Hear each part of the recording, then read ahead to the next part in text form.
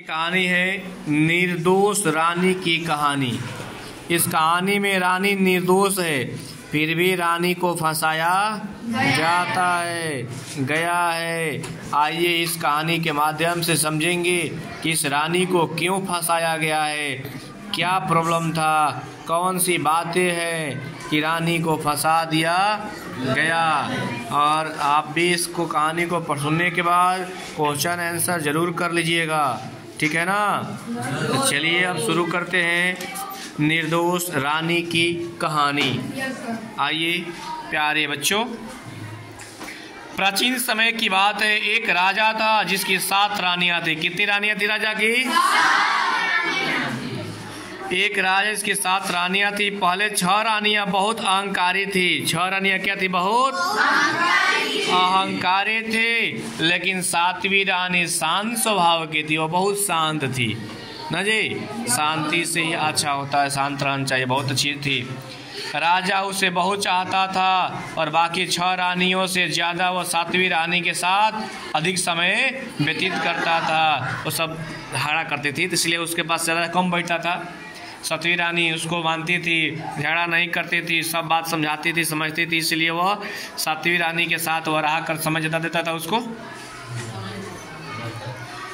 यही 6 रानियों का ईर्ष्या का कारण बन गया और 6 रानियां उसे जलना शुरू कर दी कि मैं 6 रानियां 7वीं रानी से जलना क्या कर दे। 7वीं रानी के एक संतान उत्पत्ति होने वाली थी, जबकि बाकी 6 रानियों को कोई संतान नहीं थी। इस कारण से रानियों बहुत अप्रसन्न हुई और उन्होंने एक षड्यंत्र रचा। क्या रचा? कि इसको बर्बाद कर दिया जाए। नहीं जी, सभी 6 रानियां छोटी रानी के से प्यार का दिखावा करने लगी। ओहो, एकदम 6 मिलकर क्या करी? छोटी रानी को प्यार करना, बहुत उसको मानने लगे झूठ दिखाने के लिए। खास तौर पर जब राजा हराम से होते थे। एक बार छोटी रानी की अनुपस्थिति में उन्होंने एक योजना बनाई और राजा से कहा कि चूंकि हम सभी छोटी रानी से बड़ी है, इसलिए हम छोटी रानी की देखभाल करेंगे और हमें किसी की बाहरी व्यक्ति की सहायता की आवश्यकता नहीं है, क्योंकि वो हमारी छोटी बहन जैसी है।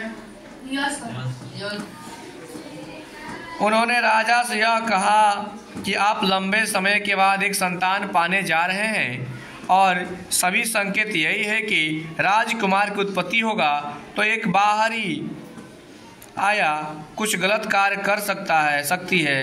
राजा ने यह स्वीकार कर लिया, जबकि छोटी रानी इस बातों से प्रसन्न नहीं थी। राजा को 6 मिलकर बुर्बक बना दी कि जानते हैं ये छोटी बहन जैसी है, इसको हम लोग ही देखभाल करेंगे। अगर कोई बाहर से आएगा तो इसके बच्चों को नुकसान पहुंचा देगा, इसलिए हम लोग चाह रहे हैं कि इसकी देखभाल हम लोग ही करें। अब देखिए आगे क्या हुआ। लेकिन राजा स्वीकार कर लिए, लेकिन छोटी बहू को स्वीकार नहीं था। वो भाग्य सूचक दिन आ गया। राजा ने एक सोने के जंजीर को छोटी रानी के कमरे में लेकर शाह दरबारी के घंटे में बनवा दिया। उसने बड़ी रानी को निर्देश दिया कि बच्चे के जन्म लेने पर जंजीर को खींच दे। घंटी की आवाज़ से मैं समझ जाऊंगा और शाही संतान को देखने के लिए आ जाऊंगा। तो राजा बोले कि ठीक है, मैं एक घंटी लगवा देता हूँ। जैसे ही बच्चा होगा घंटी बजाइएगा, हम समझ जाएंगे कि बच्चा हो गया और मैं आ जाऊंगा। छोटी रानी ने 7 प्यारे लड़कों को और एक खूबसूरत लड़की को जन्म दिया। छोटी रानी ने एक ही बार में 7 प्यारे लड़कों और एक खूबसूरत जन्म दिया। बड़ी रानियों ने जल से उसका गला घोंट दिया और उसके पास एक कूड़े के ढेर पर जला दिया। उसके स्थान पर कुछ पिल्ले और एक बिलौटे को रख दिया। छोटी रानी बहुत आश्चर्यचकित हुई जब उसने सुना कि उसने पशु को जन्म दिया है, तो बेहोश हो गई। बड़ी रानियों ने क्या कि उसके बच्चों को मार करके कूड़ा में बीग दिया और उसके जगह पर क्या रख दिया, पिल्ला कुत्ता होता रख दिया, सब कि लोग जानेंगे कि जानवर को जन्म दी है। रानियों ने जंजीर खींची और राजा अंदर की ओर दौड़ा।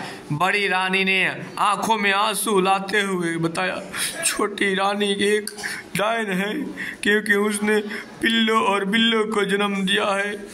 राजा भौचक्का रहा और तुरंत निर्देश दिया कि पिल्लों और बिल्लों को मार दिया जाए। उसने छोटी रानी को महल से निकलवाने का आदेश दिया, इसको महल से निकाल दो क्योंकि यह बहुत बेकार दुष्ट औरत है, यह मनुष्यों को नहीं यह पशुओं को जन्म देने वाली है। छोटी रानी को महल से बाहर निकाल दिया गया और उसे घृणित जीवन जीने के लिए मजबूर कर दिया गया। उसे गौशाला की सफाई करने का कार्य मिल गया और अन्य सभी कार्य भी दिन रात करने के लिए मिला। बड़ी रानी मन ही मन प्रसन्न थी, उसका चाल सफल हो गया। जितने भी 6 बड़ी रानियां थी बड़ी खुश थी और इस बीच 7वीं रानी को गौ का गोबर ओबर, गाय भैंस का और लैट्रिन बाथरूम जितना भी गंदगी काम था उसको दे दिया करने के लिए। करो ये सब, नालायक औरत, तुम लायक नहीं है, तुम पशु को जन्म देती है, तुम बिल्ली कुत्ता को जन्म देती है, तुम घर में रहने लायक नहीं है। फिर आगे क्या हुआ देखिए। परंतु प्रभु के कार्य अद्भुत है। जहाँ नवजात बच्चों को जलाया गया था वहाँ 8 लताएं उग गई। जैसे जैसे पेड़ बड़े होते तो 7 पेड़ों पर चंपक के फूल और पेड़ों का पारुल के फूल उग गए। कैसा उग गए? चंपक के फूल और पारुल के फूल उग गए। एक दिन माली ने उस फूलों को देखा, वह फूलों को तोड़ना चाहता था परंतु उसे ही उसके बांस का डंडा फूलों को तोड़ने के लिए उठाया तो वह तेजी से हिलने लगे। पारुल के फूल ने गाया, मेरे साथ चंपक भाइयों जल्दी उठो। किसने गाया? पारुल के फूल ने। चंपक भाइयों ने उत्तर दिया, बहनिया पारुल, तुमने हमें क्यों बुलाया? क्या हुआ? पारुल ने उत्तर दिया, माली फूलों को तोड़ने आया है भैया। सभी भाइयों ने एक स्वर में उत्तर दिया, नहीं बहन, हम इसे फूलों को तोड़ने की अनुमति नहीं देंगे, रानियों को आने दो। 6 रानियों की बारी आई परंतु फूलों को तोड़ नहीं पाई और चंपक फूलों ने गाया, राजा को बुलाओ तब हमें दिखेंगे कि क्या होता है। ना जे राजा को बुलाया गया। उस समय माली शाही दरबार में गया और राजा को विचित्र घटना के बारे में बताया। राजा कूड़े के ढेर पर गया और उसने बांस के डंडों को इस आत्मविश्वास से उठाया कि वे फूलों को तोड़ लेंगे, लेकिन पारुल का फूल दोबारा गया, मेरे साथ चंपक भाइयों जरा, राजा स्वयं ही आए, उठ जाओ। ना जे थोड़ा गाना है, नहीं गा पा रहे हम, कोई बात नहीं, चलेगा। भाइयों ने उत्तर दिया, नहीं, गरीब रानी को आने दो, हम उसे फूल देंगे। गरीब रानी जो कि चिथड़ों और दुर्दशा में थी और फूलों को तोड़ने के लिए बुलाया गया। 7 चंपक और पारुल फूल तुरंत क्रम में नीचे झुक गए और फूलों को 7 प्यारे लड़के और एक खूबसूरत लड़की बाहर आए। उन्होंने गरीब रानी की ओर इशारा करते हुए कहा, माँ तुम हमारी माता हो, हमें अपनी गोद में ले लीजिए, हम तुम्हारे बच्चे हैं, कूड़े के ढेर में से जला दिए गए थे। गरीब रानी खुशी से उछल पड़ी, बहुत रोने लगी खुशी के चलते। राजा खुशी से रो पड़ा। 6 दुष्ट रानियों ने भागने का प्रयास किया लेकिन राजा ने आदेश दिया कि उन्हें पकड़ लिया जाए और बड़े गड्ढा खुदाओ और गड्ढों में जिंदा जला दिया जाए। राजा के आदेश का तुरंत पालन किया गया। लेकिन छोटी रानी 7 राजकुमारों और लड़कों को महल में प्रसन्नतापूर्वक गाने और बजाने के साथ लाया गया।